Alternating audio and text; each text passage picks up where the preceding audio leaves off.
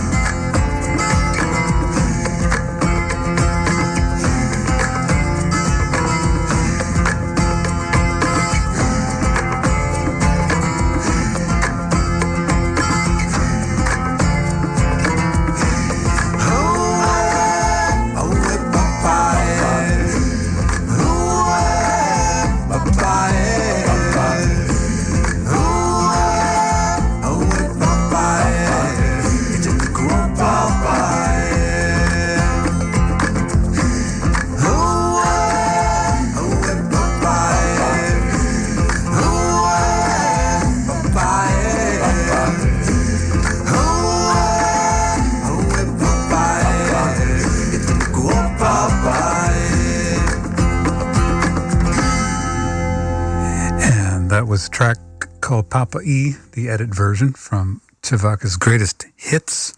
And my special guest tonight, I will now introduce. And Keala is a Kanaka Maoli filmmaker, journalist, and activist living in Hawaii. Hi. And her works address the critical links between cultural Cultural environmental, and spiritual survival in the moment for Hawaiian self-determination and Indigenous peoples' struggles for territorial and political autonomy. She's an outspoken advocate for Indigenous self-representation in mass media, a TED Scripps environmental journalism fellow, and has an MFA from UCLA's School of Theater, Film, and Television. Keala's reporting and commentary have appeared in many publications, including Indian Country Today, The Nation, the Honolulu Civil Beat, and the Honolulu Weekly. Keala is the author of Our Rights to Self-Determination, a Hawaiian Manifesto, which was just published. And for more information about Keala, visit www.nkealakelly.com and also www.nohohewa.com. That's her film. Welcome, Keala. How are you? Hey, aloha, Malcolm. I'm good. Mahalo nui for having me on your show. Well, I'm very honored and happy to have you join us in the studio. I did actually hear your interview with my friend sitting across from me here in the studio, Tiokasin. I guess it was a couple of weeks. When was that, Tiokasin? That was a couple of weeks ago. 3 weeks, 4 weeks ago. He's waving his hands in here. Well, I said aloha. Aloha. And he also just told me that there's no word in Lakota for depression. So I think I'll learn that language. Because any language that doesn't have that word, and it's fine with me. That was a beautiful track. Because we're going to play music on the show, would you like to just talk a bit more about that track that we just heard and why it means so much? Sure. Yeah. Thanks so much for playing that up front. I think they're singing in Tokelauan, and it's a group that's actually from Aotearoa, New Zealand. But the singer, whose name I can't remember, he wrote that song about his dad, and the way that it's what the song is about is what his father was seeing when he left his island, when he left his home. And so it's this, for me and probably for a lot of Pacific Islanders, it's this kind of sad, hopeful, but very sad song about leaving home and going into the diaspora. And I think for me, as a Hawaiian person, even though I'm in Hawaii and I've lived here for a very long time, spent most of my life in Los Angeles, and half of our population is in the diaspora. And that's, it's something that we sort of just say it. I mean, I even just said it right now, but if we really take that in and feel what that means to a people who are so displaced in their own homeland that half of their people live somewhere else, it's a very sad reality to have, to have been forced out with either economically or culturally or, legally or illegally. And for me, I guess that Papa'e just, it just has a kind of meaning to it, a resonance to it. Well, I mean, and you sort of got a double whammy because I understand you're part Irish as well. Right. Yeah, so exactly. I call it the double whammy, or as somebody put it, it might have even been Liz or somebody said, Irish, being native and Irish, you kind of end up having a chip on each shoulder. You're ready to rumble in both directions, Or you're the first one to win the fight. Well, and it's interesting because something that I'm sure we'll get into in the next couple of hours is this kind of mythology, this imaginary version of Hawaii that's been sold to the general public for ever since those Elvis Presley movies and Hawaii 5-0, which I grew up watching when I was a kid, and I always thought there were a lot of people killing each other on Hawaii, but because everywhere was a book of murder one, Dano. Nobody ever got a parking ticket in Hawaii. It was always murder one.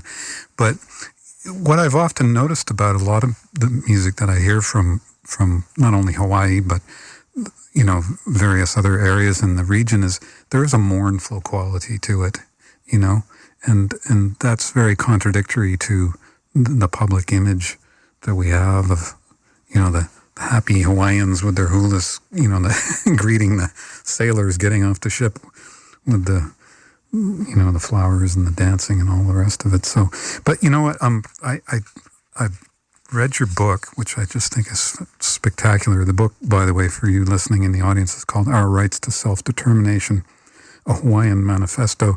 And I just want to read one I underscored a whole bunch of passages from the book that I may or may not be able to talk to you about, but I went right to this quote almost in the end of the book. It's a quote from Frederick Douglass, and it says, the great thinker, agitator, and emancipator Frederick Douglass said it best: when power concedes nothing without demand, it never did and it never will. Find out just what any people will quietly submit to, and you've found out what the exact measure of injustice and wrong which will be imposed upon them. And these will continue until they are resisted with either words or blows or with both. It's a very strong statement, and it's interesting that you included that because, one of the things that obviously, people don't understand is that, Hawaii isn't really a state. It's not a state of the United States. We say it's the 50th state or whatever it is, but, Yeah, I think that's the whole point of so much of any of what I've done over the past 22 or 3 years has been about that reality, that truth, that Hawaii is its own country, as in a nation state. And it's been illegally occupied by the United States since 1898. And as you read in this little piece in the manifesto, that came on the heels of the U.S. overthrow, and that's just a history. It's a reality for us, but it's a history that Americans deny and or do not want to know.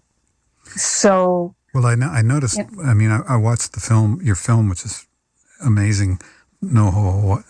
Perhaps you can. Nohoheva. Yeah, please help. I'm doing my best here. I have a hard enough time with English as it is. But there was a scene in your film, which I highly recommend when it's available.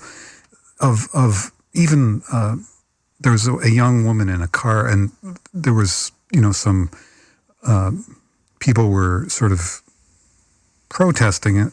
And they were saying, like, don't go into this Walmart because this is built on burial grounds.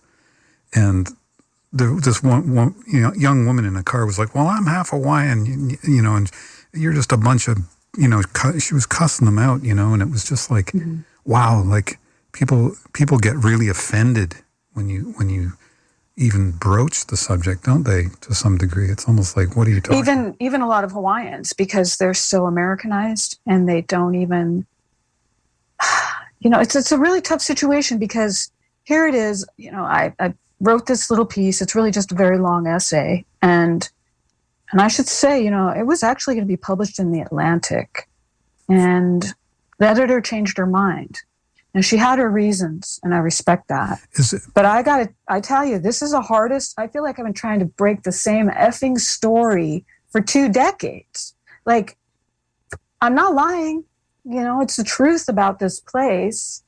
And I mean that legally, not just historically. It's an inconvenient truth for so many people. Yeah. And that was actually, the original title for this was The Inconvenience of Being Hawaiian. Because it's just this thing that nobody wants to know about. They want what you described earlier. They want the hula dancing. They want to get a lei when they get here. They want to have this fantasy, which is, you look all over the internet, that's what you'll find.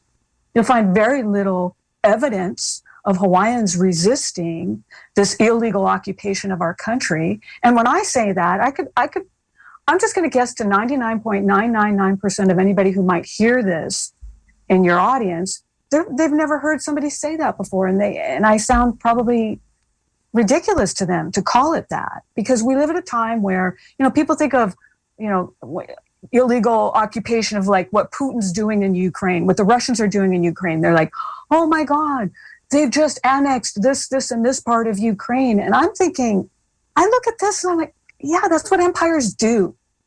They go into other places and they take from the people there. And then what gets done about that really depends on the politics of the day. But when Americans are so outraged by these illegal annexations by Russia. I think where I'm standing, it's like they sound absurd. They sound uneducated. They sound I don't know what to say when I see that. It's so ridiculous to us Hawaiians, given our reality, that Americans can't even acknowledge what they've been doing to us for almost 130 years. Mm-hmm. And I guess in American think, like the more time that goes by, the less we're supposed to notice it or something, instead of, no, that's just more time of injustice. So I'm not saying, by the way, that it's okay for the Russians to take over parts of Ukraine. I'm just saying it's not original. And, of all the countries in the world to express outrage, the United States should be on the bottom of the list of those countries, not at the top. Well, there's a kind of selective outrage that goes on in the, quote, liberal media establishment. It's, I had a guest on a couple of weeks ago, a guy named Jackson Hinkle, and I coined a phrase which I think he's probably going to steal. It's called the Samantha Powerization of world geopolitics. This sort of moral outrage that gets kind of dredged up, and suddenly everyone's sort of flying a blue and yellow flag, or, the next thing, because basically they've essentially been told to. But, the thing with Hawaii is it's, America has one thing that the rest of the world doesn't, which is this incredible propaganda machine. I mean, we have the most powerful and it's been, Hollywood's very much a part of that. So the mythology of Hawaii, has been just completely obliterated by Hollywood's image of a place, which, quite frankly, I don't know why I had an instinctual feeling like I don't want to go to Hawaii because there's something not right, like that doesn't jive with my instinctual idea of what a place is and what the attraction to that place ought to be, just a place to go and hang out, drink, whatever they drink on the beach. And I would love that one part in the film where one of your people that's being interviewed talks about, is it Waikiki Beach or whatever, where they bring in the sand? Oh, yeah, right. I talked about that in the essay, but yeah, she's talking about a lot of people talk about. I don't know if it was in the book, or in the film, but it just seems so absurd. It's just like this sort of insanity.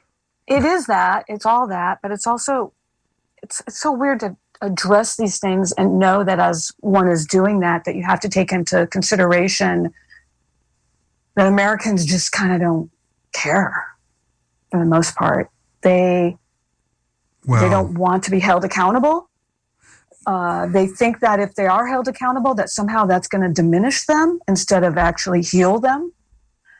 There's this really backwards kind of thing that goes on. And I think that's why people glom onto something like, war in Ukraine, even though they sort of just enter the narrative like a month ago instead of a century ago. Mm-hmm. The way that people get into little pieces of things that they might pick up and know about, it's really disheartening. I think it's more disheartening now because of social media, or just media in general. I mean, a media does not want marginalized stories like, a self-determination for Hawaiians. They don't want that story. They want the assimilation story because it helps them maintain power. It helps American hegemony, across the globe. But in our situation, as you read, and I'm sure saw in the documentary, we're dealing with a military, the biggest military power in the history of warfare, and it's parked on top of Hawaii. Mm-hmm. So in a way, that would make people, pardon me? Hawaii's basically ground zero for the Pacific, which is, the next big conflict is going to be between the United States and China, and the Pacific is definitely... Yeah, if the United States has its way. That's what I meant to say, yeah. Yeah, I mean, it's like there's so many things happening in the Pacific as well. It isn't even just that it's a military problem. There's this whole obsession with lithium and, yes. Get it at all costs. And Americans are so dumbed down by the media that they imbibe that they don't realize, looking at the Amazon, we know we should protect this. It's, what people refer to that as the lungs of the earth because so much of life and oxygen comes from there, but it also comes from the ocean. And the Pacific is the largest ocean on Earth. And what these mining companies are going to do is they're going to destroy the Pacific to get lithium, because Americans want to have a guilt-free experience of driving electric cars, or maybe Americans really believe that driving an electric car will stop global warming. It's as if, there has to be an easy fix and a quick fix, and that fix better be able to fit into a tweet, or it just doesn't count. And I think that's where so much of the communication of what's going on in the world, in the U.S., anywhere in the world, it's this idea that you're supposed to be able to solve a problem that took centuries to create in 225 characters or less. And when you solve the problem, you better make sure not to inconvenience anybody as you do it, because everybody wants a soft landing. So much of what's really going on, we don't even get to the part where we can address real problems, because we're dealing with a kind of mental, imbalance of people who don't even want to hear it articulated. Well, again, as I said, America, it's interesting how people bring up this kind of idea of propaganda, and they often point the finger at the Chinese or the Russians or somebody. Those Chinese, they're all brainwashed. They all think their country's great because it's not really, and the Russians are all blah blah blah. But America is the most propagandized country on the planet. I mean, it's just, it never stops.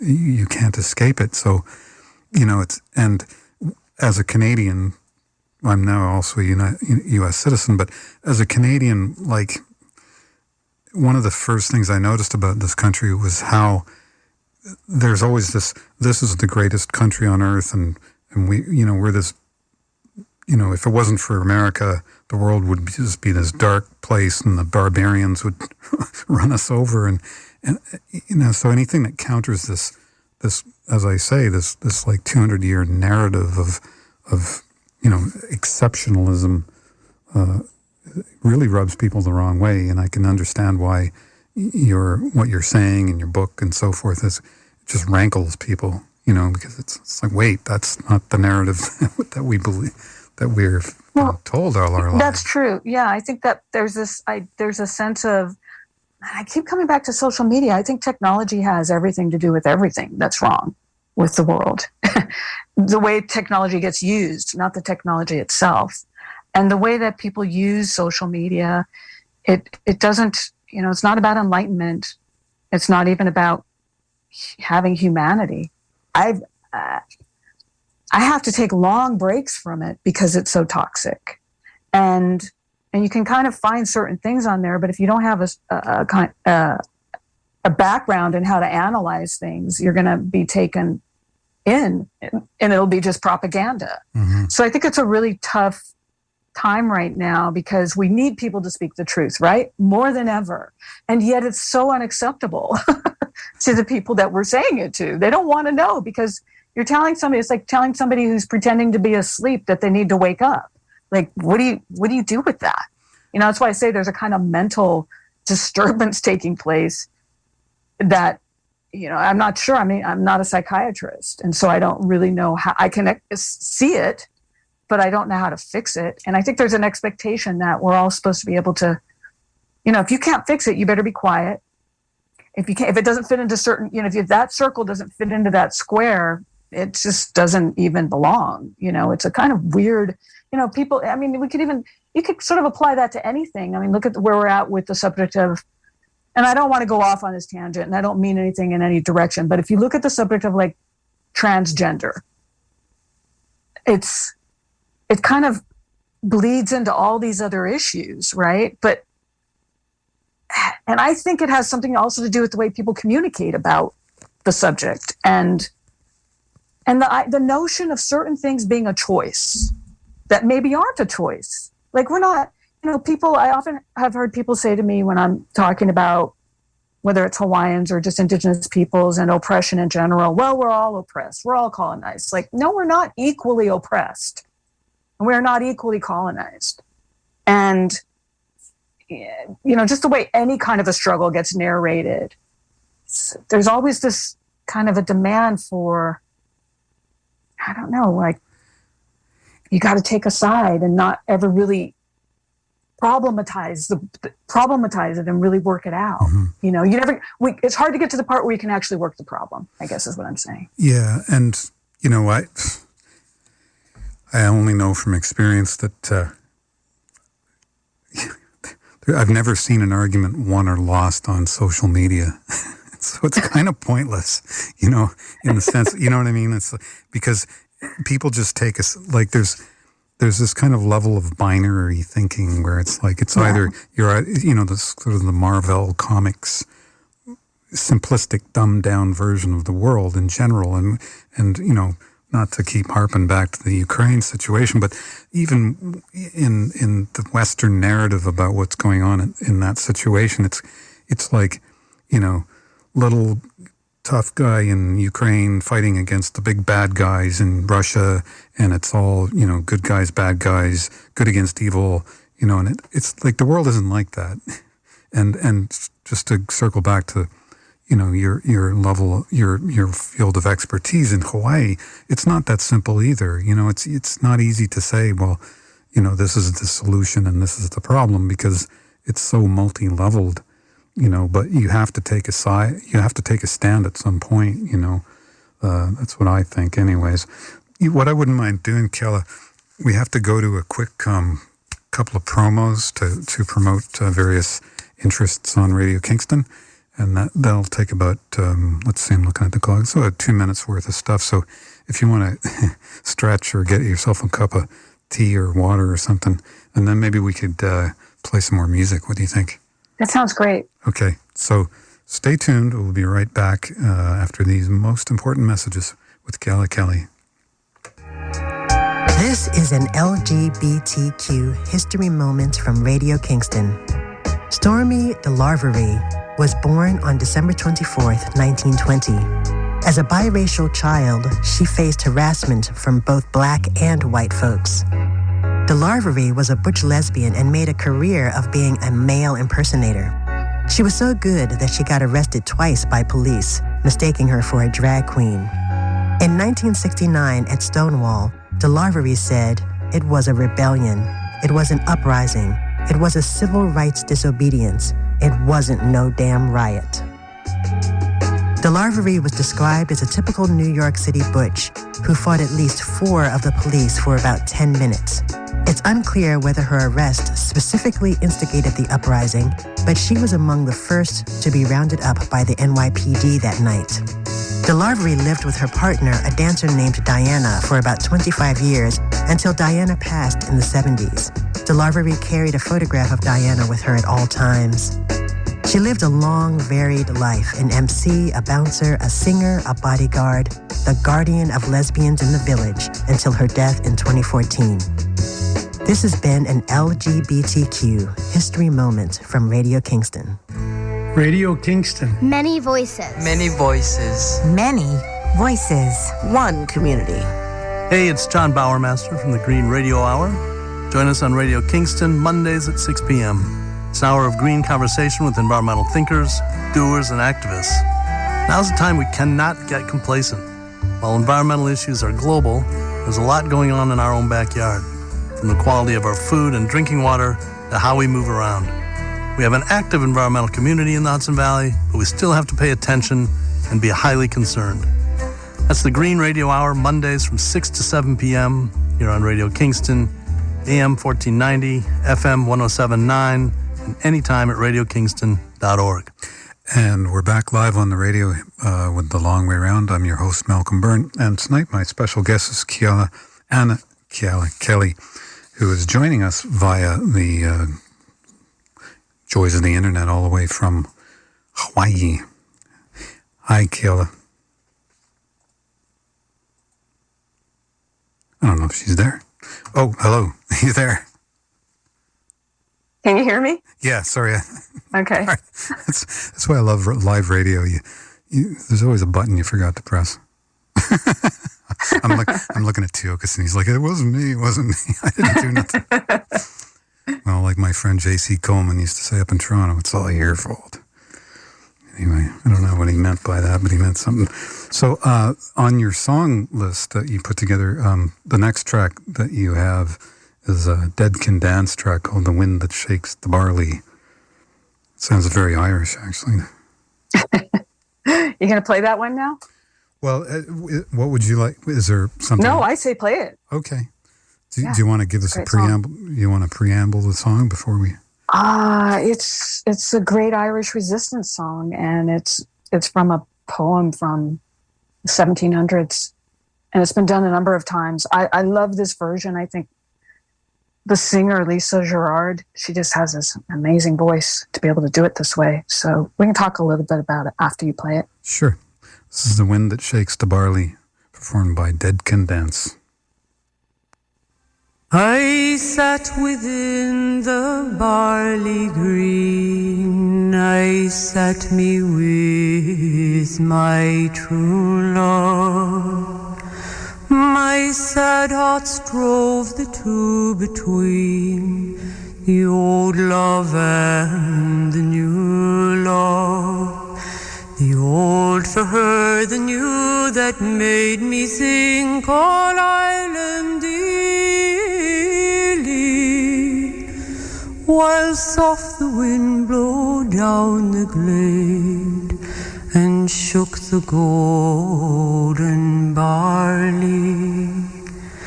'Twas hard the woeful words to frame, to break the ties that bound us, and harder still to bear the shame of foreign chains around us.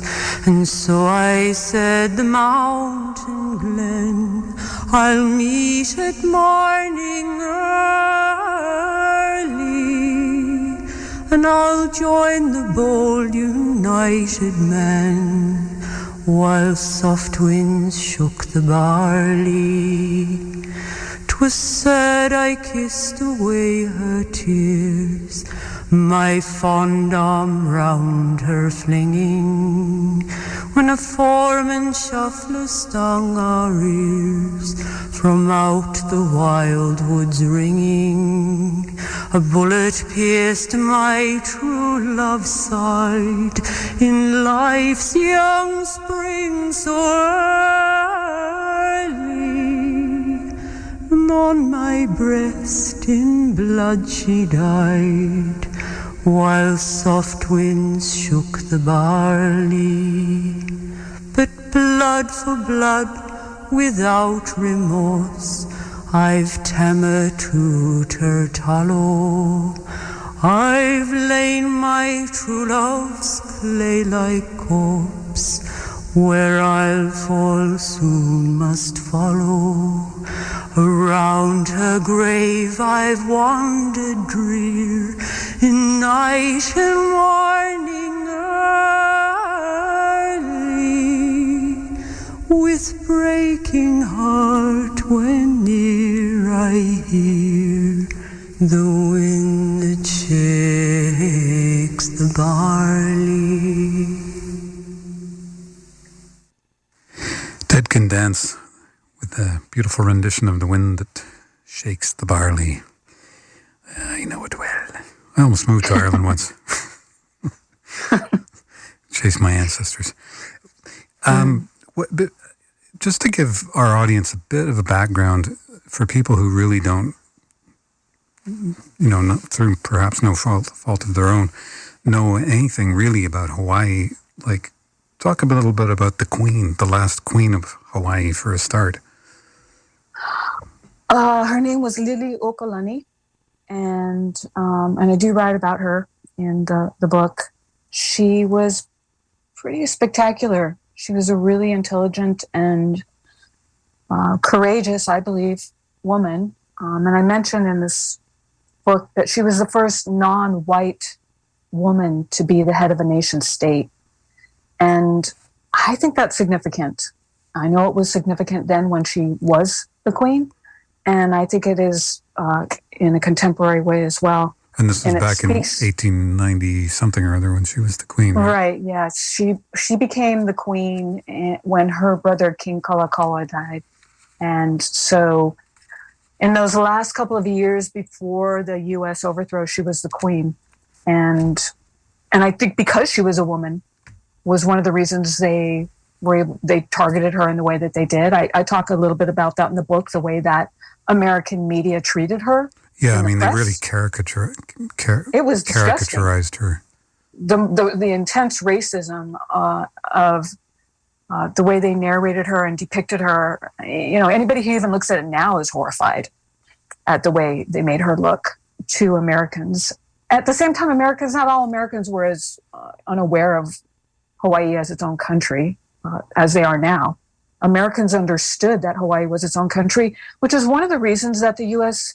Congress was never able to pass a treaty of annexation.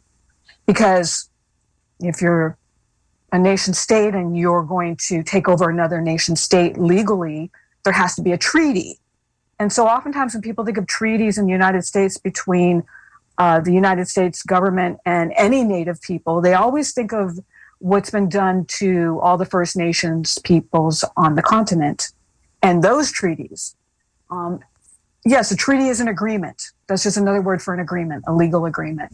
But the treaties that the United States had with Hawaiians and the Hawaiian Kingdom were treaties that were based on international law, and they were about treaties of trade and commerce, banking, and that sort of thing. It's different.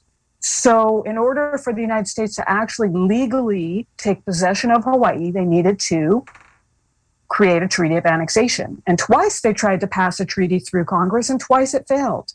So in lieu of an actual legal document saying, yes, Hawaii is now part of the United States, McKinley signed what's called the Treaty of Annexation, even though it was just the House and the Senate agreeing with itself. There was no actual document saying that this foreign country is now part of the United States. So now that's why you'll often hear Hawaiians say, show me the treaty. You think this is part of America? Which is ridiculous because we're almost 2,500 miles away. So there's that. There's just geography. But legally speaking, it would make more sense. Absolutely, it would make more sense for It would make more sense for the United States to annex Canada than Hawaii. But if they did annex Canada, they would need a treaty. They couldn't just walk in and take Canada, right? The Canadian people would have to go, this is a better deal. Let's be American. They'd have to fight me first. So anyway, that's part of, that's the era in which she found herself as the leader of this place. She found herself dealing with that. I mean, many things were done to her. She was at one point imprisoned in Iolani Palace in Honolulu, in her own palace, for I think about 9 months. So, her story is far more complicated than anything I can say in this conversation, but she really was an extraordinary human being and super talented. I understand that she, was she was a gifted songwriter. And prolific, yeah. Prolific and gifted. And she was also, fluent in a couple of different languages. Yes. A lot of exceptional attributes, of course. But ultimately, the sovereign, the sovereign of an independent nation that was just kind of invaded, basically, 100 and something years ago. And I mean, it's interesting, I might be getting a little ahead of myself, but, looking at the idea of, was it Obama or Clinton, the idea of designating the indigenous Hawaiian people as a tribe of the United States is another form of colonization, right? Because if you make them a tribe of the United States, then all of a sudden it's like, well, we have jurisdiction, some kind of legal hold. Or am I getting that right? Or that's really been the desire by the U.S. for the entirety of this century. Back at the beginning, the native, what we call the Hawaiian sovereignty movement, just even that term is problematic for people who just consider us illegally occupied. For Hawaiians, we're like, that's not really what it is, but it is a sovereignty movement, and it grew out of the fake statehood vote of 1959. So throughout the 60s, there was this kind of we call it a cultural renaissance happening, because from the moment white people got here and Christianity Hawaiian culture underwent many changes because Hawaiians became Christian. So we started wearing clothes. We started praying to Jesus. I mean, there were different things happening. At the same time, the old ways still existed. So in the decades leading up to the overthrow, Hawaii already had changed quite a bit. Hawaiians were still Hawaiian. Hawaiian language was still the language on the street and in the schools and in the churches. However, Hawaiians, also had adopted a lot of European ways of being as well. So, if you think about like post-overthrow and then U.S. takeover, just 60 years later, there was a statehood vote. And that in and of itself was just a cover-up of the overthrow, because the United States has always known. Every president since McKinley has known. The president before McKinley, Cleveland, knew. That's why he did not support annexing Hawaii, because he knew this is a country and you can't do that. So every single president in the United States since Cleveland has known the truth. And they'd rather cover it up and kick that can down the road to the next joker that sits in the Oval Office, because let that be their problem.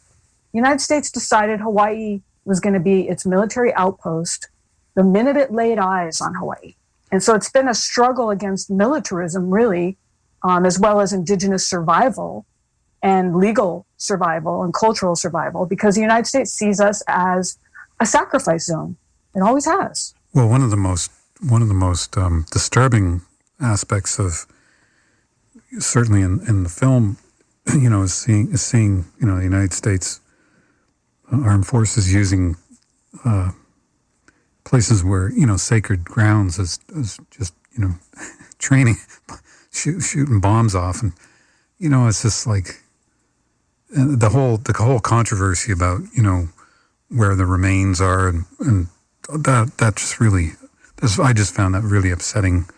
Not only just the military, but like building apartment complexes and hotels and golf courses, and just saying, well, these bones here, we're just going to stick them in a box and stick them somewhere, and it's just like, it's so sacrilegious. It's just like, it's so. I mean, can you imagine if it was the other way around?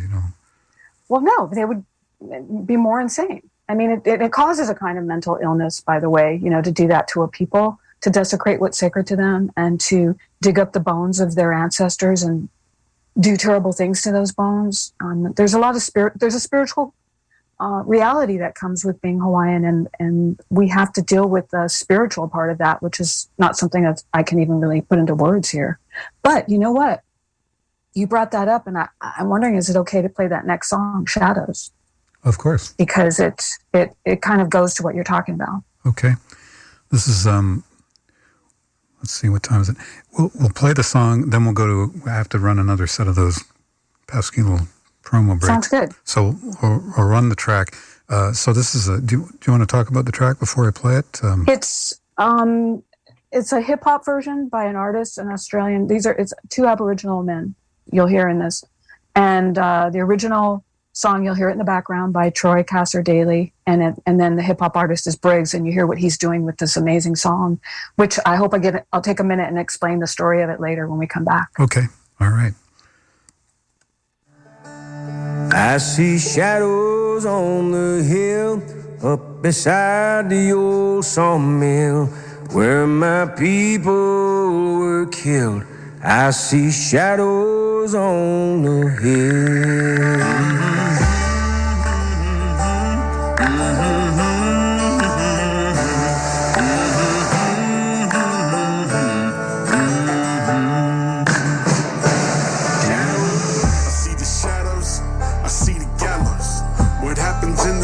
Washes in the shallows. They don't want to speak about the first battles. They can only see when they're looking down a barrel. I see the shadows, I hear the shots, I feel the spirit from the fight that never stopped. They want to talk about a fight we got, it never stops. Where the bodies drop, they build a fucking parking lot, and they call that survival. Put us on a mission, force-fed us bubbles. They put statues on our land just to worship false idols. Cuffs on our hands just to keep us in a cycle. Blood on their hands, bodies at their feet. And as a warning, they gon' hang him from the trees.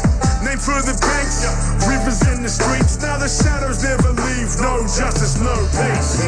Shadows on the hill, up beside the old sawmill, where my people were killed. I see shadows on the hill. I'm the product of resistance, I embody who survived. I'm the strength of that spirit, I'm the voice of who have died. So who the fuck are you to civilize? Now we can't rely what you recall. I hear your words, I see your lies. And in the dead of night, you can hear those babies cry. You can feel those eyes from the banks where they lay beside. Feel it in your spine when you know you're not alone. Shine bright till the shadows make it home. Get around the granite stones, they'll forever be alone.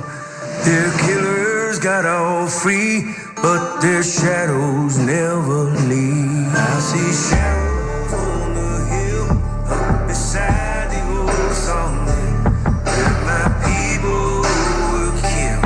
I see shadows on the hill. I see shadows on the hill, up beside the old sawmill, where my people were killed.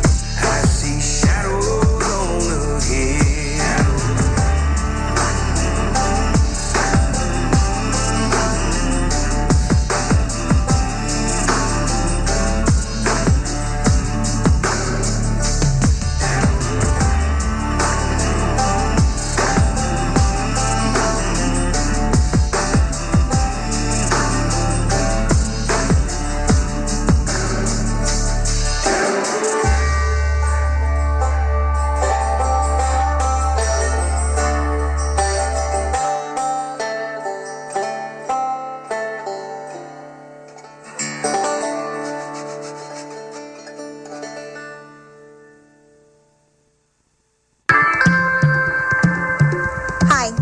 Nordstrom from the Office of the Ulster County Executive. The pandemic took its toll on us here in Ulster County, but also showed the strength of our communities. We've established a commission made up of frontline workers and community members to develop a monument to the hope we shared in the face of uncertainty and the impacts felt by us all. Our goal is for this to be a place of reflection and to honor those we lost and those who got us through. We're inviting you to submit a design proposal for the sculpture that will become the centerpiece for Memorial Garden, which will include a space for rest and reflection and interpretive signage linked to a comprehensive website, which will feature the stories of frontline workers and other members of the community. You can submit your design for the COVID-19 memorial in person or by mail to our offices at 244 Fair Street or by clicking on Exec's office at covid19.ulstercountyny.gov. Radio Kingston. Many voices. Many voices. Many voices. One community. Hi, I'm Carmel Holt. Join me each Sunday night at 10 for She Rose Radio, a 2-hour spotlight on some of the most influential, exciting, and groundbreaking women in music. From past to present, from near and far, She Rose Radio. Music is our superpower. Action is made.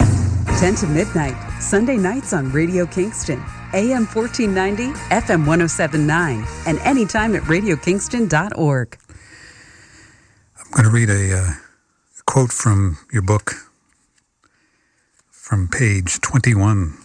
It says, even Americans who consider themselves liberal or progressive typically prefer silent complicity over taking a political position that might diminish their personal, economic, or social power. In place of material steps towards justice, celebrities and academics alike perform a ritual land acknowledgement, wherein they mention the original people of the land on which they stand and conduct their business, as if acknowledging the theft dissociates them somehow from using the stolen property or benefits the people it belongs to. It's a very powerful quote, and it's actually a subject that Chiokason and I have talked about a little bit now and then, the whole land acknowledgement subject, and again, sort of, I don't know, putting a Band-Aid over something that's an open wound, perhaps. Yeah, a gushing wound, really. I think the thing about that last song, Shadows, I love the way that he adds Briggs adds his piece to the song, what he's saying about it. Because the song itself, and is Tiokasin still there? Is he As still a matter around? of fact, he is. Okay. Let me see if Tiokasin, he'll appreciate this if he's listening to it. I just turned his mic on, so he's there. Oh, okay. So, hey, aloha, Tiokasin. Aloha. Hey, so I'm going to just kind of explain a little bit about that last song, and I think you might appreciate it. So, the original version by Torcaster Daly, he described going on a man's, like they do, probably what would be called a male retreat for the men in his country. Like they do like a camp out. And he said that they were around the fire, and then one of the elders there spoke about a massacre that had taken place nearby. And the wind stopped. It became very still, and the birds went silent, and everything went silent. And one of his uncles stood up and he told him, "Don't be afraid. It's the old ones. The old ones are here." And he described seeing these trees across the river like shadows, and it became the song that he wrote about the shadows. And it's just lovely the way he talks about it. He talks about it as his ancestors giving him that song. And in Australia, they call it, among Aboriginals, they call it a song line. It's like they gave him this song line, and then he took it to this younger generation, to Briggs, and passed it on to the next generation. And that's the version that we heard, was what the next generation did with the song line. So I just thought it was really beautiful that he was able to speak about this unacknowledged massacre, of which there are hundreds in Australia and hundreds in the US, where people don't even acknowledge that a massacre happened. And then, as Briggs says, they built a parking lot on top of it. It's total denial, and it's also a kind of white supremacist sociopathy to go back to the thing that you're denying and then further desecrate it by building a house or a condo or a airport or a school or a parking lot on top of it. Or a lithium mine. Exactly. Go in and mine it for lithium, and you're going to destroy the history of this place where these people died, but you get some lithium out of it. Well, I was thinking of another of Tiokasin's guests. What's the guy's name? The guy that Keala knows him too. Do you know Max Wilbert? Max Wilbert, yeah. Or Will Falk, yeah. Thacker Pass. Yes. In Nevada. Yes, yeah. Exactly. Lithium Nevada, I think, is the name of that mining company, which is a Canadian company. Oh, Canada. I know. Those Canadians, you can't keep any of those mining companies home. I know, we can't just dig up our own country and sell it. Gotta go digging everybody Gotta go else. around the world. Yeah, it's in Australia too. Those are the biggest companies down there are Canadian, mining the heck out of that country. Well, I mean, have you been to Australia? Tiokasin and I were there a couple years ago. Did you go to anywhere like into the interior of the country? We didn't get there, no. Because a number of years ago, we flew out to a place called Alice Springs, which is a military base, of course. It's an American military base smack dab in the middle of Australia. And funny how it got there. But when you're flying over Australia, it's once you get outside of the exterior, which is all green, the rest is just, flat. And it's just endless mines from the air. That's all you see. All you see. It's just mines after mine after mine after mine after mine. It just goes on and on and on. So, yeah. And, I'm reminded of a song by an artist I worked with from Australia, a guy named Archie Roach. He had a song called "A Child Was Born Here." And oh, God, yeah. And, that's one of the most amazing songs. Yeah. Oh, you're familiar with it? Oh, yeah. Yeah. And, and in the song he talks about how, careful where you walk because a child was born here, because in their culture, over 40,000 years or whatever, right. People were born here, there, and everywhere. So don't just go defacing the earth indiscriminately. It's something we're not learning. We're not learning these lessons. I don't know why. Why are we such slow learners? You're on too. Hey, Please speak to that, Tiokasin. Oh, yeah. Yeah, thank you. Hi, Keala. Well, I'm taking a deep breath here because this is powerful to hear that description of the song. There's a lot of that going on now for a lot of indigenous folks across the planet. And I know an Aboriginal, and I don't like the word Aboriginal, as you know, but for the peoples there, I honor them. The first peoples of that place. There we go. The first peoples, original peoples, here too in the Western Hemisphere, so to speak. And I'm thinking about this energy that you and I and others, like Robbie Thorpe, felt out there as we went to the creation place of that particular group of original peoples. And how much of that empathy for the earth has been lost by those who mine and gouge and carry on capitalism like it's the end of everything. And that's the way they're getting to heaven. And I think about this as they forget the energies of the earth. You know, they consider them dead places because no one lives there. But yet it's the most live places to a lot of, I would say, people who know the energies of the earth. So we're really ahead 200 generations from those who have come here to displace us and put us in this diasporic mode. But I think that's shifted now. And these songs of consciousness are coming out, even though they come out in these great Western style songs. And they're deep because they come from the people who are deep, who live deep within that land. Yet the prayers that go so deeply into this land as well, Turtle Island, as well as the people of your islands, Kanaka Maoli and the Maori people and the people from Australia, these peoples are the ones that, as you said, the guardians need to be protected. As Charlie Lyon said a few weeks ago. And if they get rid of the guardians of the earth, then what is there? What is left? So, you know, your voices that you hear and you promote and through your book, and even Malcolm, who is Canadian here, right? I tease him about being Canuck, you know, and I think that's funny, but I think it's really deep that you bring that song and describe it that way, that they still feel the earth in that way, to know the ancient ones, the ancestors, don't mean in the past, as the word implies. It means presently, in the present, or presently appearing. And if we're out of context and out of rhythm with that, we'll never see them, and we'll always think of them as in the past, as written history, and history is changeable by those who control that domination, knowledge, and language and information. So I'd like to just say that, and thanks. I've been listening to an interview. It's a great interview, Malcolm and Keala. Thank you. Thank you, sir. Yeah. Hey, and you know, Tiokasin has made me think of Many Relations, the John Trudell spoken word piece that's on the list. Can we hear that now? Would that be okay? Absolutely, of course. Oh, it's always time to listen to Johnny. Okay, John, of Many Relations.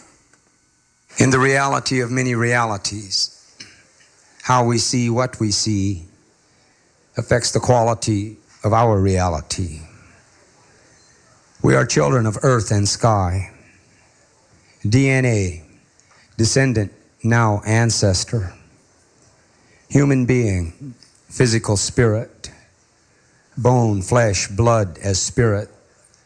Metal, mineral, water as spirit. We are in time and space, but we're from beyond time and space. The past is part of the present. The future is part of the present. Life and being are interwoven. We are the DNA of Earth, Moon, planets, stars. We are related to the universal.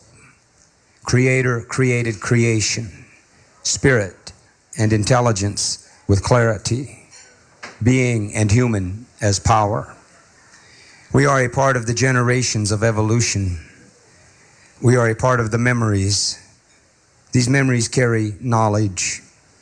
These memories carry our identity. Beneath race, gender, class, age. Beneath citizen, business, state, religion. We are human being. And these memories are trying to remind us, human beings, it is time to rise up. Remember who we are.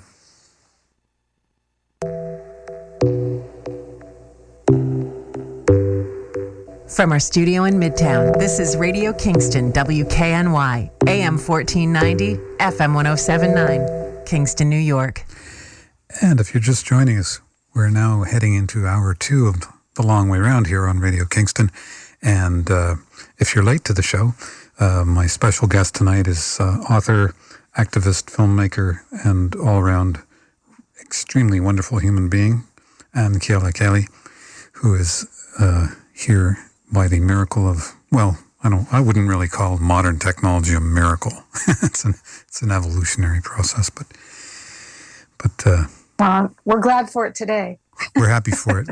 We're glad that we have it, but it's what is it? It's kind of like, well, I had a description there somewhere, but I think I won't say it on the radio because I'll get in trouble. Anyway, John Trudell is always wow, what a vision, what a visionary, what a way with words he had, Oh, just that piece. I mean, sometimes, I have to say it was like making this list was really hard. And I think I already complained to you in the message, and I'm pretty sure I complained till Liz. Like, well, oh my God, this is so hard to pick only a few things. So when I was thinking about, because there's some long ones that he's done. Tiokasin can attest to this, but this one just really feels like somebody just said it a minute ago. Like it's so fresh. Like, oh yeah, that's whenever I hear him, I just think, wow, like I don't know about the word prophetic, but certainly timely and timeless. Mm-hmm, mm-hmm. Here's another. I like this quote out of your book, especially being Canadian. This is from page 47, where you say you're talking about the Treaty of Annexation, which I'd like you to talk about a little bit more. You say the memo went on to explain that the annexation of a state, meaning nation state, can only be achieved by treaty. The same would hold true if the United States Congress decided to annex Canada. Yes. Right. So talk about this idea of annexation and treaties a bit more for people who... it's kind of what I was saying earlier, that you can't... We're hypnotized by what you were talking about earlier on about the myth of America and exceptionalism and supremacy and all of that. We're hypnotized into believing things that are absolute lies. And the United States has people thinking, people just almost surrender just at the mention of Uncle Sam.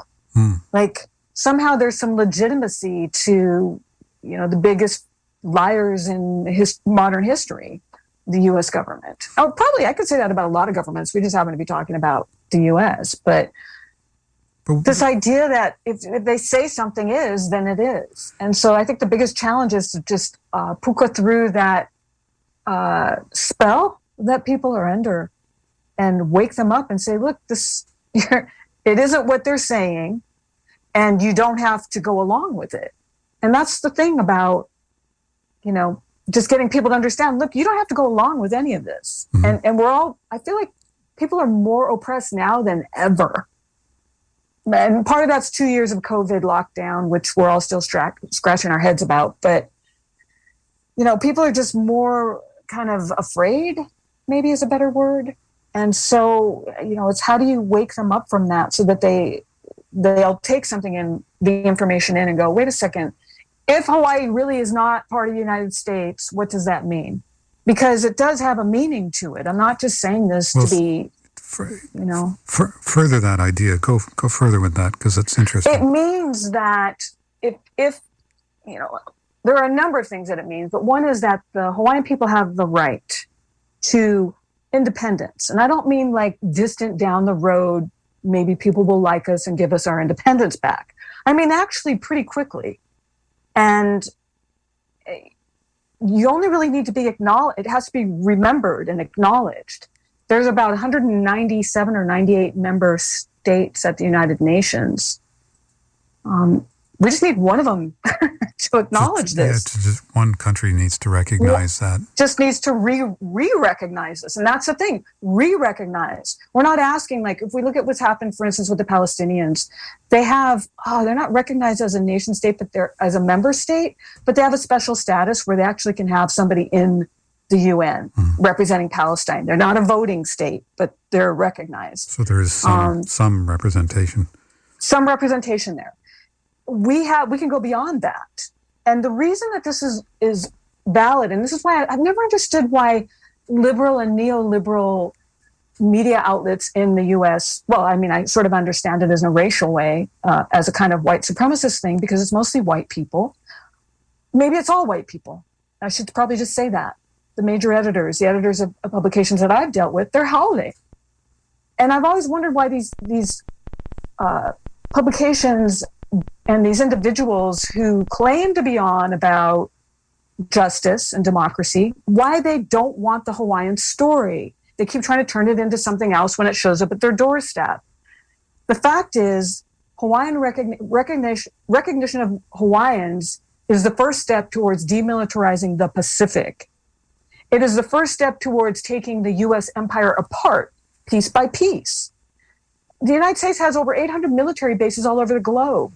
You know, when Americans are talking about Russia and how terrible Russia is, well, Russia has like 20 or 21 bases outside of its borders. China has 1, and the United States has like 800.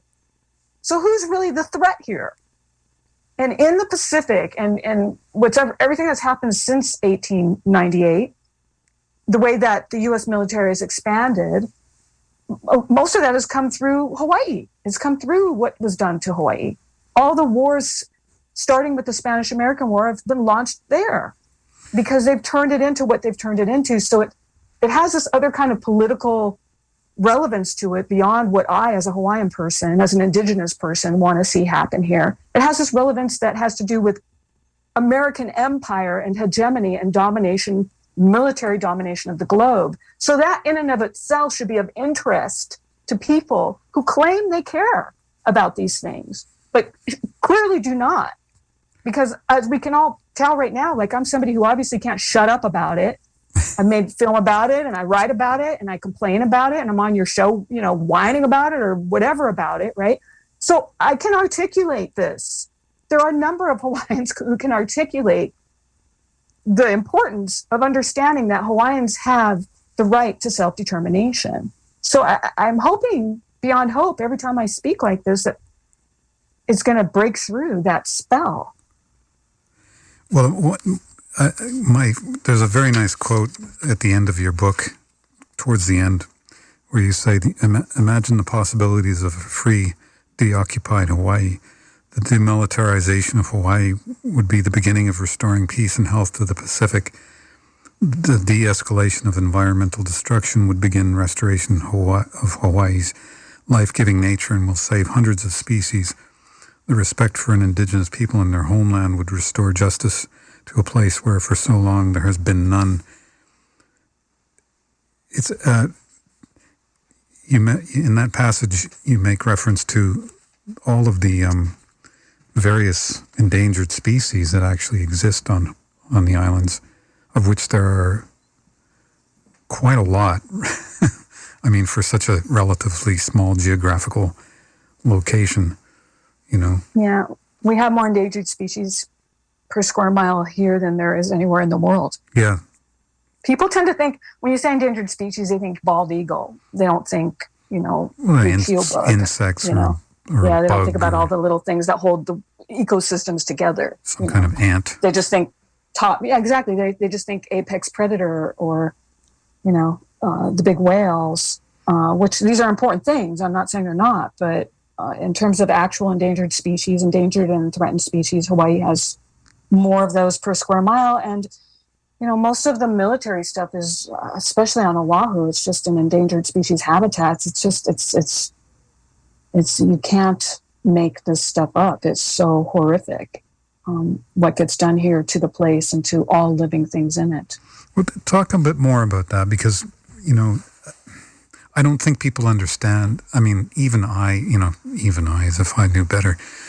What I mean to say is that I really was one of those typical people that just, had this idea of Hawaii, from television and Elvis Presley movies and Steve McGarrett and all. Like I said before, I never really considered it, in a sense. And I feel like if I haven't considered it, there's not a lot of people that would consider any of this. So it would be all brand new news to them. Like, what are you talking about? I mean, I don't know if it was you on a tweet today or yesterday, or maybe somebody else mentioned AOC's, mentioning something about rights of self-determination for Puerto Rico. Oh, I think I mentioned that in the essay. Yeah. Yeah, perhaps. So, I mean, it's like it was talked about last year, that's like something. So I think I said it in a kind of smart-assy way, like, it's not as if Americans haven't heard of self-determination. They're talking about it for Puerto Rico. Yeah. So it's, I think everybody in Congress knows about what I'm saying, or most of them have heard of this, even in a remote kind of way. So I don't know. I mean, I start sounding like a conspiracy theorist, which I don't think it's a conspiracy if everybody knows about it. They just don't talk about it. I think it's so easy to get that label. I have people that I've dealt with, worked with, had on this show that, you go on their Twitter accounts and it says Russian state affiliated media, and it's like, what the hell? There's this, what's happened is that there's an interesting article. I don't know if you follow a writer by the name of Matt Taibbi. He used to write for, I do. Yeah. He used to write for Rolling Stone, and he had a really great piece about 2 months ago. It was called The Kremlinization of Washington, D.C. And he sort of talks about how the neoconservative movement, how back in the mid-first decade of this century that we're now in, had sort of, failed miserably in their endeavors to, bring freedom to Iraq, and it sort of gave, interventionism kind of a bad name, so they rebranded and somehow managed to appeal to the liberal class, and that's where I came up with this phrase, the Samantha Powerization of geopolitics in the United States. And there seems to be this kind of, how shall I put it, there's this endless amount of kind of, God, I'm lost for words here for once. I guess what I'm trying to say is that it's so hard to break through the bullshit, to put it bluntly, there's just this endless amount of propaganda and bullshit that people are subjected to. And part of it in this country is this adoration of all things military. So when you talk about Hawaii, you're like, well, yeah, but we need that because, we thank you for your service, Yeah, everybody's supposed, yeah, exactly. It's as if everybody in there is some kind of a hero instead of, I'm going to say this about the military in Hawaii. First of all, there's this weird mythical American thing that, people only know about Hawaii because of the bombing of Pearl Harbor. They don't, again, another thing that doesn't get problematized is like, well, what was going on with the U.S. and Japan for at least 15 years before that? Americans just kind of jump in and they seen a movie and Pearl Harbor got bombed. It was a sneak attack. It's like, it's like people talking about Ukraine as if everything started on February 4th. 24th. Exactly. It just started because that's when and that's a tendency, I think, especially with Americans, is to this is true about any settler colonial society. Yeah, it's Canadians, only relevant where they enter the narrative. Everything before that is irrelevant. And that's how, that's sort of like the national ethos, really. And so if you're dealing with that kind of self-centeredness, or this ongoing innocence project where it's like, well, we didn't, my granddaddy didn't own any slaves kind of mentality, so don't hold me accountable for, the fallout from hundreds of years of slavery. That's sort of always in there. And the way Americans tend to think, whether they're liberal or conservative, they all kind of fall into that, category of like, just don't hold me accountable. Mm-hmm. So, here they think of Hawaii and they think, oh, the bombing of Pearl Harbor, that was terrible. And we saved you from Japan. And it's like, Japan wasn't attacking Hawaiians. Japan was attacking U.S. military outposts. And also, there was a very long time up in there where the U.S. was blocking Japan from getting oil. And here we are again in a war, and it's really a war about oil, isn't it? It's about who's going to get that Russian oil and how are they going to get it. It's about who's going to get the resources of that whole region. Who gets to control the world's energy? They've even, the neoliberal agenda has even turned it into, this is a great opportunity for converting to green energy. That's terrifying. That's the bombing of that pipeline. What's it called, Nord Stream? Yeah, that's the selling. That's the selling point. It's the Secretary of State is saying that it's an opportunity. Tremendous. The war guy is going to tell us that this is. Americans are just going along in lockstep. I think post 9/11 has been very hard for Americans. They haven't really been able to come to terms even with that because the leadership is so lousy. Because the leadership turned that into let's invade Iraq, even though Iraq had nothing to do with this. That's part of why Americans are still very confused, and I think they have a hard time teasing out fact from fiction, and they therefore don't necessarily know how to take in what I'm saying, because they feel like, in a way, they feel like they're being blamed for something they didn't do instead of being empowered with some actual knowledge, and which would enable all of us to make better decisions. I mean, that's what I always come back to. If people know the truth, like if individuals actually know the truth, they're probably going to make better decisions. Maybe corporations aren't going to do that, but individuals will. Americans will, I believe. But if they don't ever get the truth, or if they only get it like in a passing, in a tweet, it goes by in a tweet, next tweet, scroll on to the next article. It's like it's so inconsistent, they're never going to consider it or meditate on it. So it's very difficult to bring this story, which is one of the reasons I really appreciate you folks having me on the show, because I don't know. I mean, I was saying to Tiokasin before we went on the air, in many ways, the story of Hawaii is kind of I hate to say a test case, but it's so emblematic of a general issue that faces humanity in many ways, and the solutions and the problems are all there, for everyone to see if you want to look. That's how it, that's seems. I agree with you. I feel like I think this is an opportunity. I think the situation in Hawaii, as awful as it's been for generations, it was my great-grandparents who had their country stolen from them. My grandmother, as a little girl, had to watch the burning of Hawaiian language books in her schoolyard. I mean, this is the way they've done us for generations. But I thought it was the Nazis that burned books. Yeah, no, it wasn't Putin. It was, the Americans. But the thing is, it's an incredible opportunity to right more than a century of wrongs, but also to, like I said earlier, we're part of a world. Countries, the borders are made up. The earth is one place. It's not many places. And it's all we have.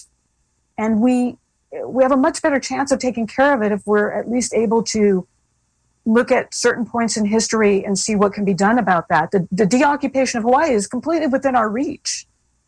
It's about stopping and looking and imagining a better world and reckoning with some illegal and immoral things that have been done, but it's not such ancient history that we can't address it. Mm-hmm. And, that's why I think it's so important. I mean, for me, and you saw that in the way that I wrote this piece, I say that we need to go to the United Nations. We have a right to self-determination, and one of the reasons I said it is because that's the most recent scene of an international crime against us, because the United Nations knew that what the U.S. did here in 1959 was wrong. They knew it was illegal, and they went ahead with it anyway. They let them do that to us. So I have no problem going to the United Nations as the most recent scene of a crime against the Hawaiian people and the Hawaiian nation and saying, hey, we want a real plebiscite, not a U.S. federal Indian plebiscite, an international vote, wherein the Hawaiian people, the ones who've been done to, can vote. Because we're supposed to have a choice here. And without that, anything less than that is just an ongoing illegal occupation, total oppression, ethnocide and ecocide perpetrated against us in our place by the United States and by Americans who come over here and they buy those condos that are built on our graveyards. And they desecrate and they desecrate and they get away with it, because who's to stop them? Well, I'm just going to quote your book, page 64. The title of the section is called "The Principle of Degradation is Desecration." And you say, "It has been said for generations by Hawaiians that the bones of our kupuna are our deed to the," I'm not even going to try. Aina. Thank you. Settlers apparently agree because digging up Hawaiian bones is standard practice. That's a little, I assume you're being ironic. But, it's, yeah. No, I'm actually being quite literal. It's standard practice. If somebody, it happens, it's happening right now as we speak. It's happening in multiple places. And I would say anything built in Kailua Kona, where millions of people like to come, they just had the Iron Man there last week. Anything built since 1960 is a desecration. It's desecration row over there in Kailua Kona. You can't walk on 1 foot of that land and not be walking on someone's burial or a sacred site. And I say this and I try to say it powerfully, but I always feel damaged when I say it because it's such an awful thing to say, that millions of people come over here every year and, do terrible things to one of the most sacred places on earth. I mean, I'm not saying this, Kona still has these beautiful, amazing, miraculous things about it that just have things on top of it, destroying it, and I have stories in my own family. We all do. Well, it's difficult. I mean, I can only imagine, where I grew up in not the far north of Ontario in Canada, but, it was far enough for me. It was cold enough for me. But, for me, that place where I call home, there's a lot of wilderness up there, and for me, that's sacred. My cathedral is the forest. And, if I imagine, somebody came along and decided to build all kinds of buildings and, amusements and parks and tourists came, I don't even know how I would feel about that. I would just be I would probably become fairly militant, I think, actually. I mean, in an actual sort of Che Guevara sort of way, not just yeah, it's the options get more and more narrow with each passing awful event that takes place. But there's a system that's been put into place here, so-called American law, and then whenever you've got kind of a capitalist system, we have a capitalism on steroids over here. You have militarism on steroids. You have, the GMO industry. We have every kind of awful industry here. Oh yeah, the GMO thing. In the film, that was something that really struck out to me. How they were using that whole area to grow Monsanto experimental crops. Right. Again, the sacrifice zone, right? Because we're so far from the continent where real Americans are, where that's the part that matters, that, these corporations, they get away with so much, and they'll go and they'll enlist a few Hawaiians and they'll buy them off, and they'll buy off a few professors and they'll buy off a few activists, and then you don't have those activists anymore. And then the state's going to change the laws for corporations like Monsanto or hotels or condos or you name it. And Hawaiians, in the meantime, are being squeezed to death and squeezed out and forced out. So, systematically is how it's done. And that's, it's not sexy. That's not a sexy story to sell. Hollywood doesn't want that story. They want Jason Momoa dancing around, acting like he's a Hawaiian chief. That's the story they want. Yeah, they don't want the reality. What's with that guy? What's with all that appropriation going on? It's too hard. It's too bitter to talk about. He doesn't write the scripts, but... Well, he did actually co-write the series that he's producing right now. But I don't think, I'm sorry, I didn't mean to get off on Jason Momoa. I'm obviously, lately I've been having some kind of a issue about him on Facebook because he just has no respect for his own. and it's Apple TV. He's really just the proxy for Apple TV, for this multi-billion-dollar corporation to come in and rape and raid our history and our culture and our historical figures so that he can what? He has none of the qualifications to do what he's doing. What he has is he's their billion-dollar man. He's Aquaman. He's made billions of dollars for Hollywood. So when you make billions of dollars, they let you do stuff. He's their coconut Hawaiian, and I'm just going to say that out loud.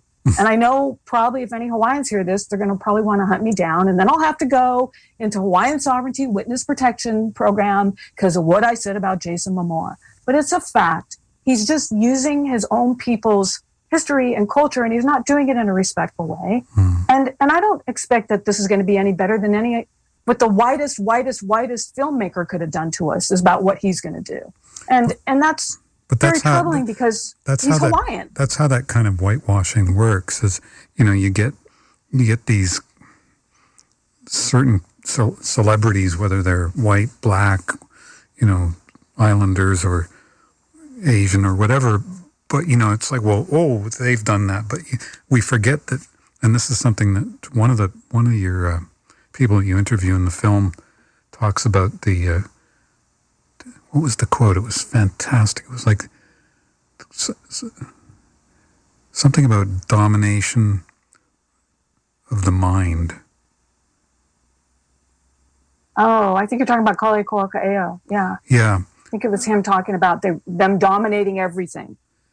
And the most powerful domination is the domination of the mind. Yeah. The psychological. Or perhaps we could say the colonization of the mind. But either way, it psychologically destroys us, And so I wanted to say this thing about Jason because I feel like I just was talking stink about this much loved Hawaiian movie star. And I'm hoping that he'll slow his roll and cease and desist and regroup about the way he's going about what he's doing because it matters. And he matters to us. And I can be honest about that. He actually matters to us Hawaiians. The few Hawaiians that have become successful in film, we respect them. I just am not going to surrender the need to be respected back, by them, and if people can't be respectful of the language and the culture, I don't care if it's my brother. I don't care if it's my mother, it's like, just because you're Hawaiian doesn't mean you can do whatever you want to the culture, So I kind of really, and that's why I think this is, situating it as it's a systemic thing, because I think he's just the proxy for Apple TV. He's not. They gave him $200 million. Well, that's my point. The power structures use these figureheads to sort of whitewash things a little bit, I suppose, so that we think, oh, well, everything's just okay now. Now we've got this islander who's a big Hollywood celebrity, so everything just must be great. It's got to be okay because he's Hawaiian and we love him. Yeah, just like by the way. Everybody thought it was okay because, once we had some black actors that were, well known and loved, everything's fine. It's not. It's not at all. It isn't. And it isn't, it shouldn't be up to any one person either. But I'm thinking about that song that's on the list that you keep kind of prompting me. I don't know if you mean to. Which that one? Buffy St. Marie song. Oh, yeah. I don't know if you want to play that. Yes. I know you got to take a break, but... Yeah, well, in fact, let's do that. We'll go to one of our famous promos, and then when we come back, we'll play this Buffy St. Marie track, The Big Ones Get Away. So stay tuned, folks. Don't go away. Hi, I'm Tanisha. And I'm Angelina. We're from the Ulster County Resource Recovery Agency.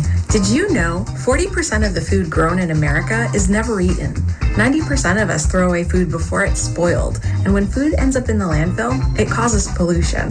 Composting is one of the best things you could do for our planet, and it transforms our trash into treasure. We're celebrating our 10-year composting anniversary. Over the past 10 years, we've composted over 47 million pounds of food scraps and created 22 million pounds of finished compost. If this food were landfilled instead of recycled, it would take 679 long-haul trips, traveling over 320,000 miles to a landfill.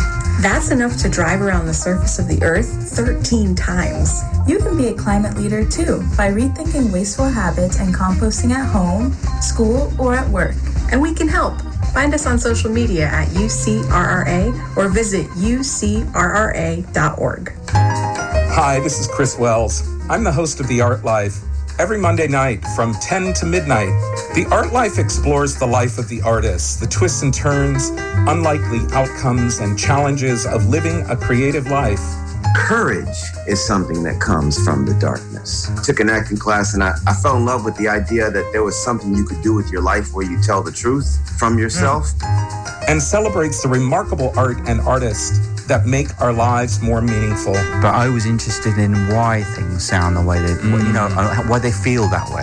Yeah, I love canvases that squirm. I'm like, what? What was I supposed to make out of that one, you know? And even the occasional dance party. It's The Art Life with Chris Wells, 10 p.m. to midnight every Monday night here on Radio Kingston, AM 1490, FM 1079, and anytime at radiokingston.org. They say he didn't have an enemy. His was a greatness to behold. Oops.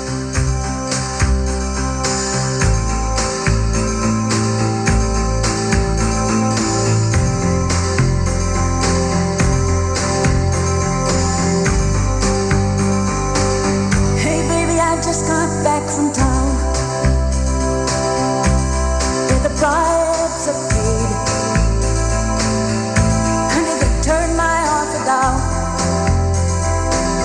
they say the deal's already made. So now I gotta stand and watch while it all comes down, and the buzzards and the hawks and the judges and the mob circle around. Now if I were the queen of all the world, I would go in chains just to see you free of the ropes that bind you and the role you play, and the pride that hooks you, while the big ones get away.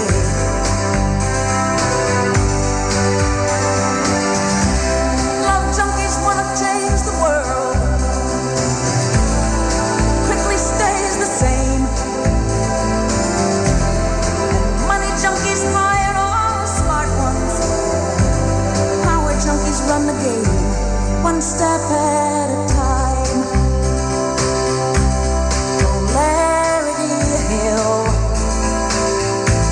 If the bad guys don't get you, babe, then the good guys will. With angels on the tape and gangsters in the yard.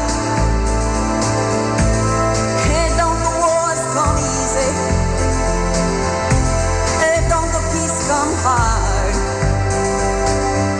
If I had a way to reach the sky,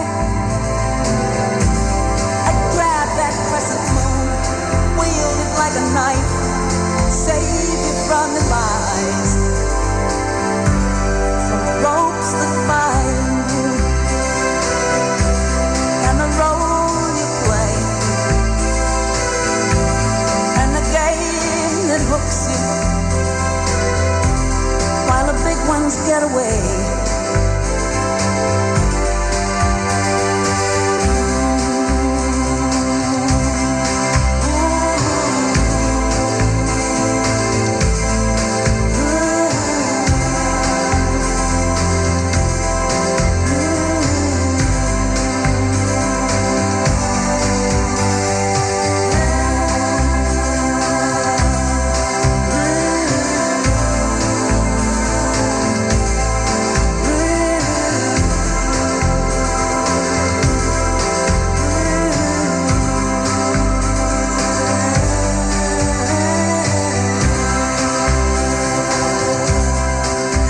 St. Marie.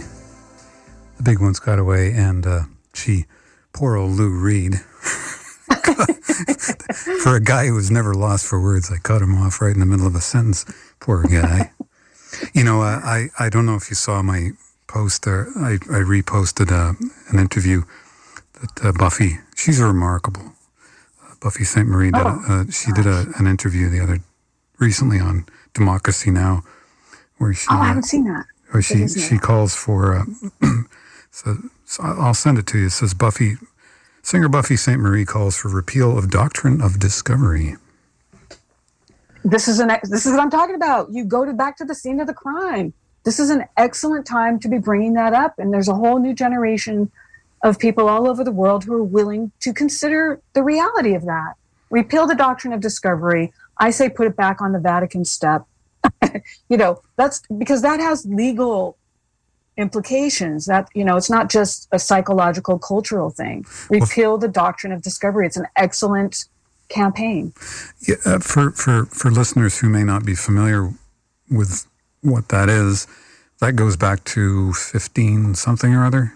It's sort of essentially the Vatican sort of gave rights to the Spanish conquistadors to kind of do it. I mean, that's the paper that Christopher Columbus was probably slapping the Taino with when he got there. I mean, gave permission. It's the codification in law of white supremacy, basically. And sort of manifest destiny was sort of an extension of that. It's like all of that. It's the first thing like that. It's the beginning of it. And it's what gave these, especially the original colonizers, they went around killing off all these non-white people because they had this ridiculous doctrine.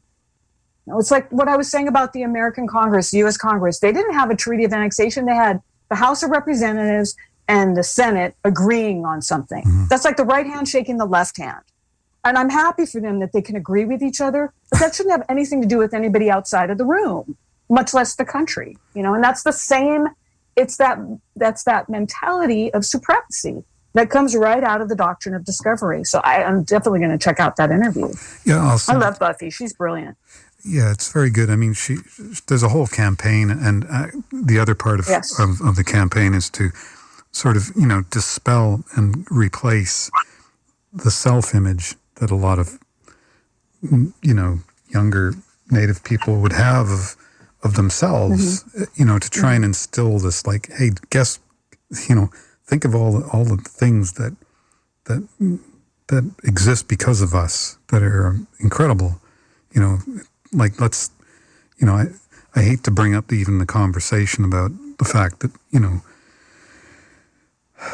the largest, prison population and homelessness in Hawaii is the Native people, the indigenous people. The minority. I hate to reinforce that negative self-image. And so she's talking about replacing that negative image with the positive, right. And it starts with this, going back to 15, whatever it is, the papal bulls. The papal bulls, man, boy. The infallibility of the Pope. I think we all know better than that.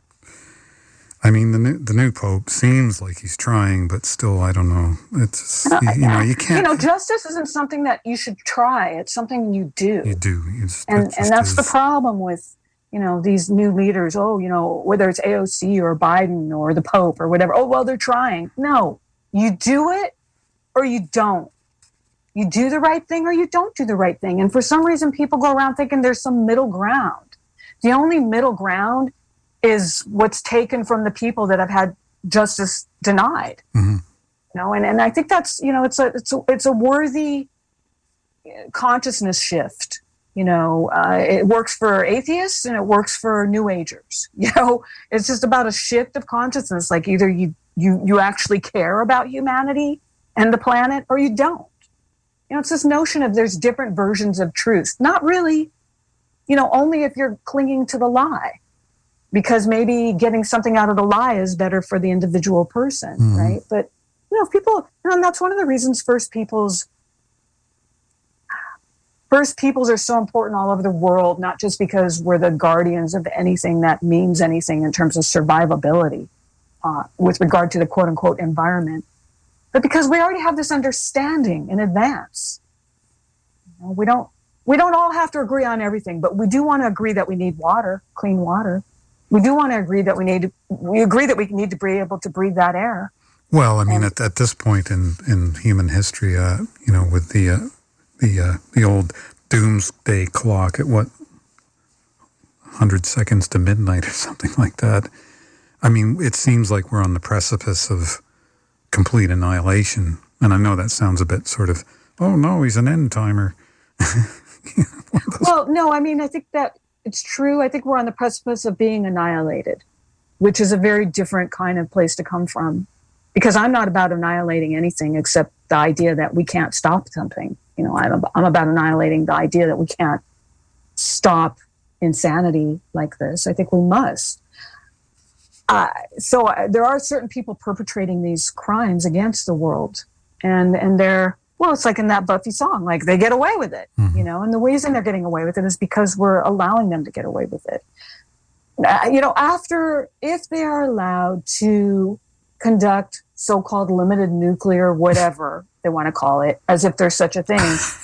You can't put that genie back in the bottle. And let's all remember, and bow our heads when we say this, but it's only the United States that's ever used this kind of weaponry on humans. And it's the United States that goes around destroying with its military. Other countries aren't doing that. So there's something definitely wrong with Americans in that they are agreeing to let their country, do this let their government and the corporations that their government works for do this on their behalf. There's absolutely you take America out of Ukraine, out of that war, and there's no war. There would be no war. There would be no war. You take NATO out of the equation, and you wouldn't have this crazy Putin response or Russian response. I don't want to really just say it's one guy because it never is. No, of course not. You don't have this response because, NATO isn't, toying with starting it up. But that's not what we have. We have the opposite going on right now. Well, the whole, I mean, again, to go back to the Ukraine current events situation, I mean, in the early 90s when the Soviet Union fell, there's this well-known James Baker promise to Mikhail Gorbachev that NATO would not expand an inch beyond Germany's borders. That was the deal, right? We'll let East and West Germany, we being the Soviet Union at the time, unify, but the deal is NATO but the corporations, Raytheon, McDonnell Douglas, on and on. Every country that becomes part of NATO is a new client state to sell arms to, of course. Mm-hmm. So you're selling arms to Poland now. You're selling arms to Latvia, Lithuania, Estonia. Every country that comes into NATO becomes, you've got to get rid of all your old crappy, military hardware and replace it with our modern American, Western-made stuff, and it's so. Anyway, we could talk about that for an hour and a half without even stopping. But I want to quote, which is tragic in and of itself. Absolutely, because it's human lives. I mean, people. Yeah. It's hard to categorize a government by their leaders, and you have to separate them from the people themselves. I wonder what the average typical Ukrainian really thinks about what's going on, and how much their government may or not be complicit any more than we are. I have to say, I imagine every time I see anything about Ukraine and I see the people, the victims of this. Victims, yes. And I imagine they must be in absolute trauma. It's terrible. And despair. And, we talk about Nazis and we talk about, and all of that. I'm not saying that stuff isn't true. But I just look at the people who have nothing to do with this. They're just people trying to live their lives, They're just trying to survive. And I imagine they must be like the Palestinians who are in absolute trauma at all times. What I say to people over and over and over again is, there was that politician. He's a California Democrat. He was really on the Russiagate thing for 4 years straight when Trump was president. Anyway, he even said it quite publicly. He said, we'd rather fight Russia over there than over here. So basically what you're saying is Ukraine, and at this point, the rest of Europe is is toast, sacrifice. Yeah. That's fine with us because we'd rather, you. As if, but that's even insane because as if the Russians are ever going to go to the United States. Tell that to my neighbors.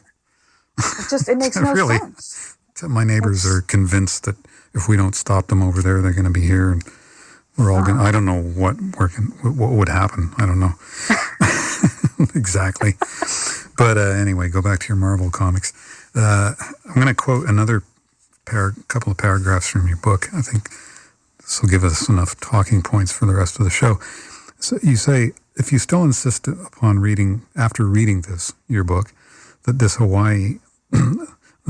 Hawaii is a legitimate part of the U.S., know that the landmass of Hawaii adds up to a minuscule 0.2% of that nation.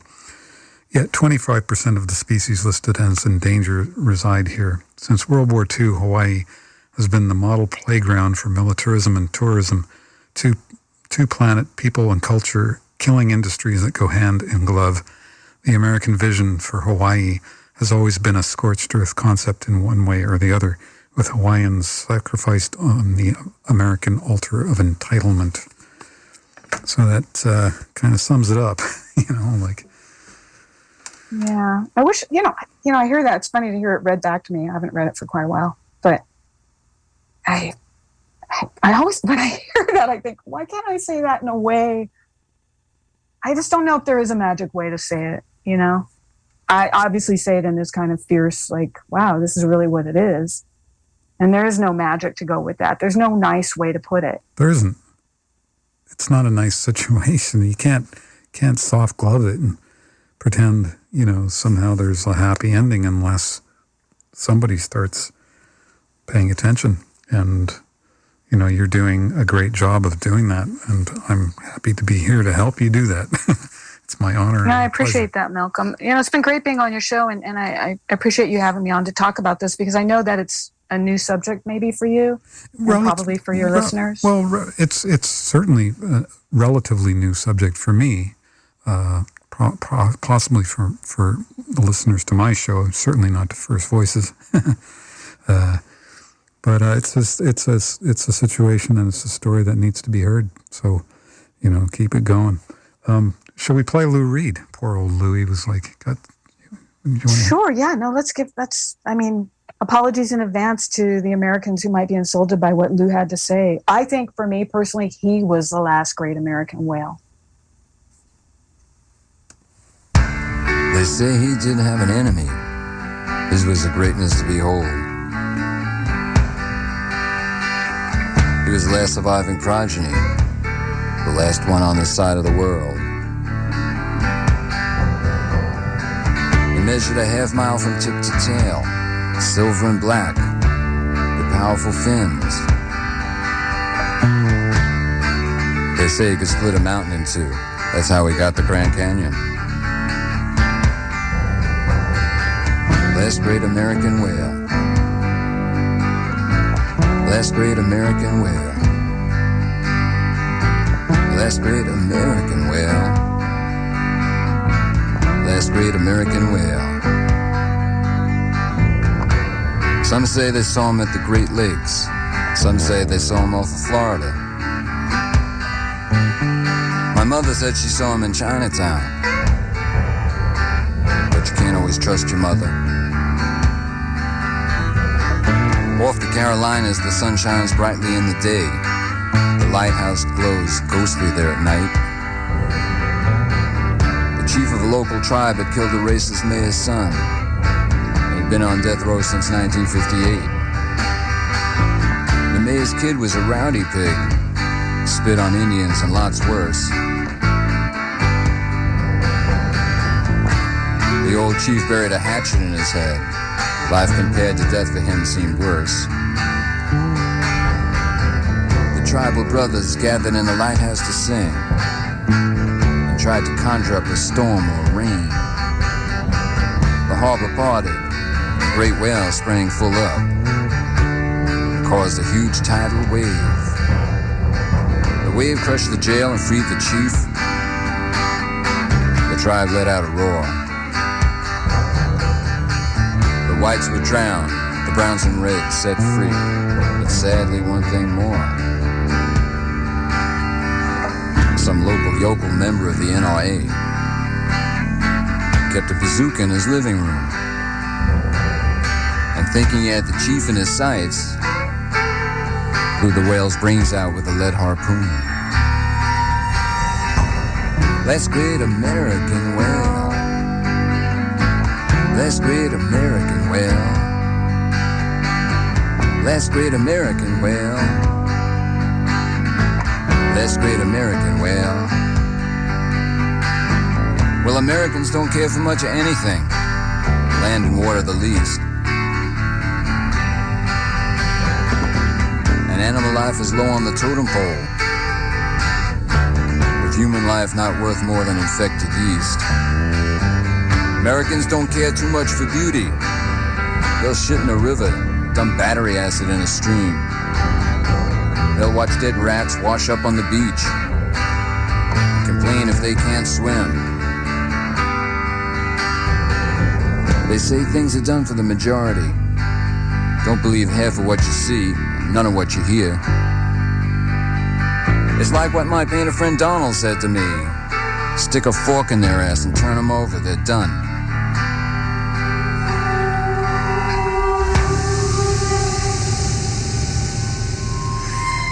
Lou Reed, the last great American whale, from one of my favorite,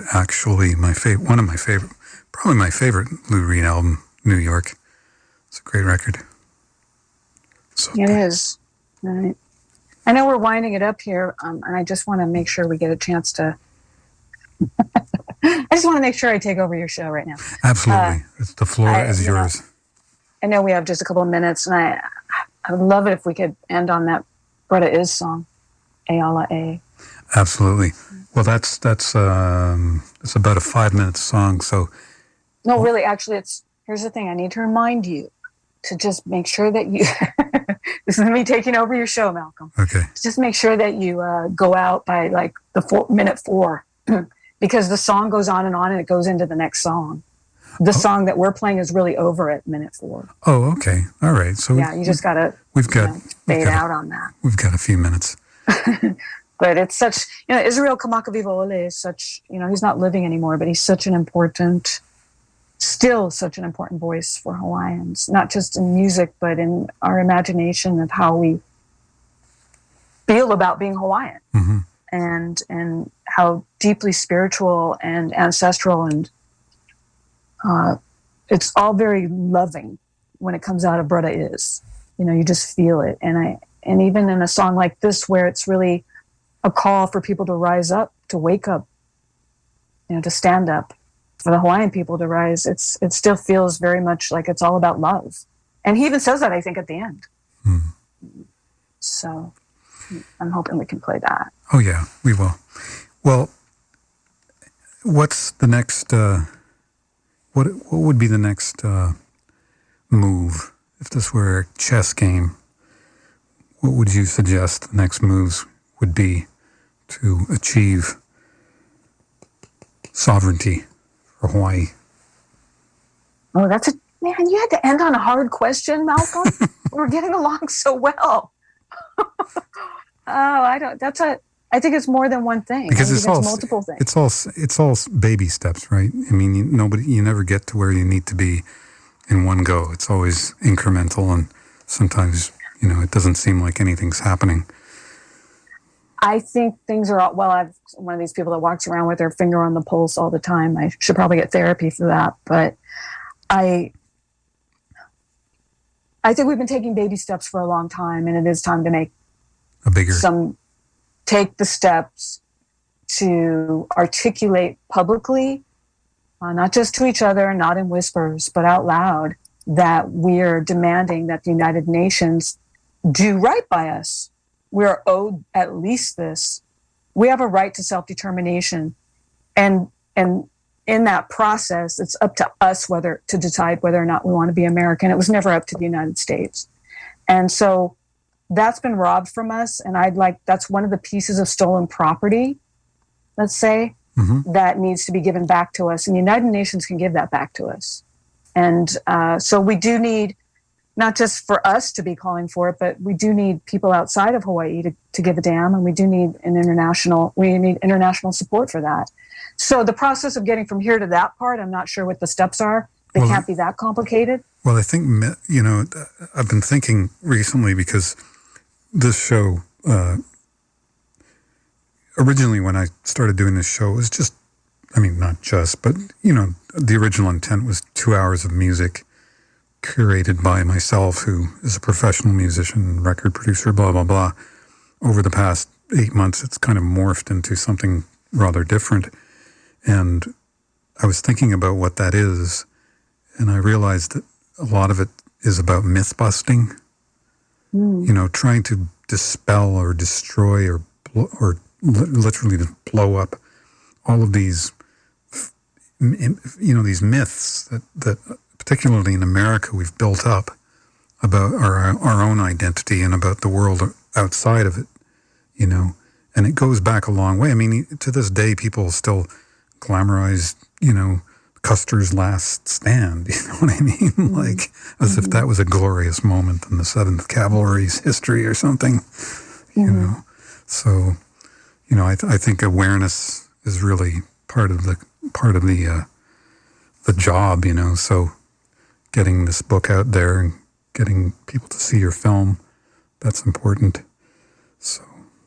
Well, I appreciate your support, and I hope that people who hear this get inspired. Well, they sure as hell will. I'm sure of it.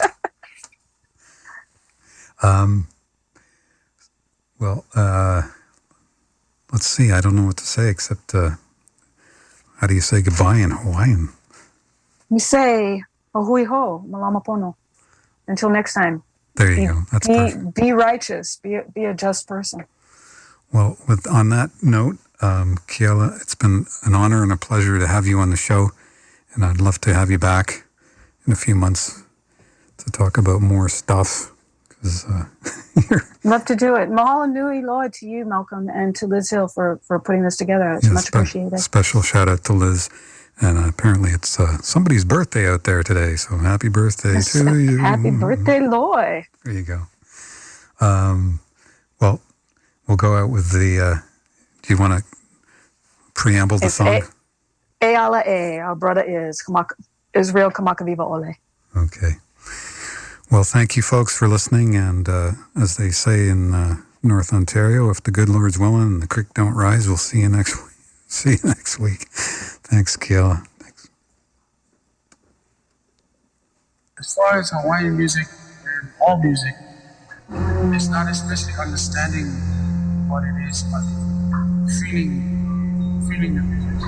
And in Hawaiian music, I think there's a lot of feeling that cannot be explained, so that's why it's important. We the voices behind the face of the Hawaiian nation, the Hawaiian race. Rise for justice, the day has come for all our people to stand as one. Ela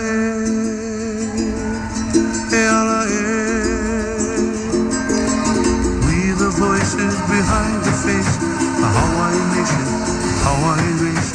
Rise for justice, the day has come for all our people to stand as one.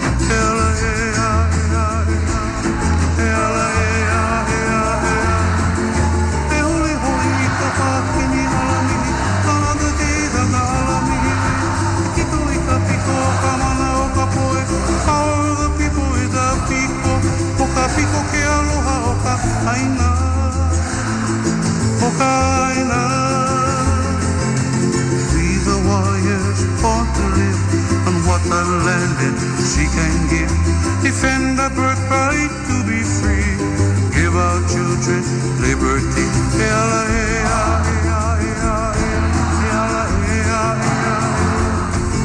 Te huli hoi ka pākini alami on the day